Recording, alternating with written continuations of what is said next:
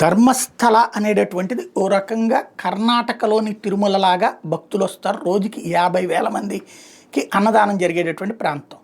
అక్కడ దాని హెడ్గా ఉన్నటువంటి హెగ్డే వచ్చేటప్పటికి ఒకప్పుడు కాంగ్రెస్ మనిషే. ఆయనకి కన్నడ రత్న బిరుదు కూడా ఇచ్చింది కాంగ్రెస్ ప్రభుత్వమే.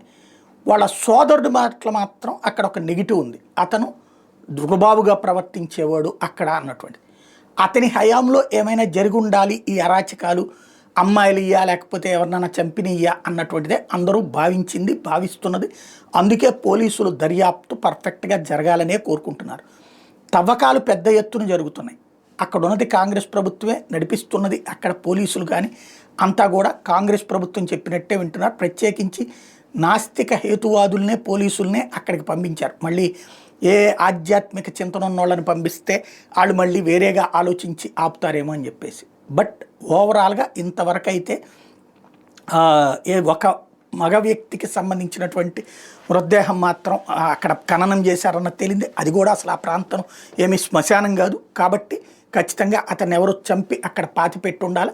ఆ విషయం తేలాల్సి ఉంది. దాంతోపాటుగా మహిళలకు సంబంధించి చీరలు దొరికినాయి లేకపోతే నగలు దొరికినాయి ఇట్లాంటివన్నీ సోషల్ మీడియాలో ఇన్ఫ్లుయెన్సర్స్ క్రియేట్ చేస్తున్నది. అందుకని అక్కడికి వస్తే జనాలు కొడుతున్నటువంటిది హిందువులు ఎగబడి కొట్టేస్తున్నటువంటిది ఏం కాదు.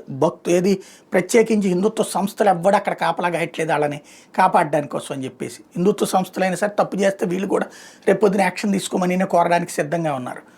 కాబట్టి అక్కడ మెయిన్ నిజాలు తేలాలి. నిజాలు తెలియడం కోసమే వెయిట్ చేస్తున్నది సమాజం. ఖచ్చితంగా అక్కడ ఏదైనా జరిగితే ఆడపిల్లల్ని చంపినటువంటి వాళ్ళని కాపాడాలని ఏ హిందూ సమాజంలో ఏ ఒక్కళ్ళు కూడా కోరుకోరు, ఏ హిందూ సంఘాలు కూడా కోరుకోరు. వ్యక్తి చేసే తప్పుల్ని వ్యక్తిగానే చూడాలి, సంస్థగా తప్పు చేస్తే సంస్థ అయినా చూడాలి.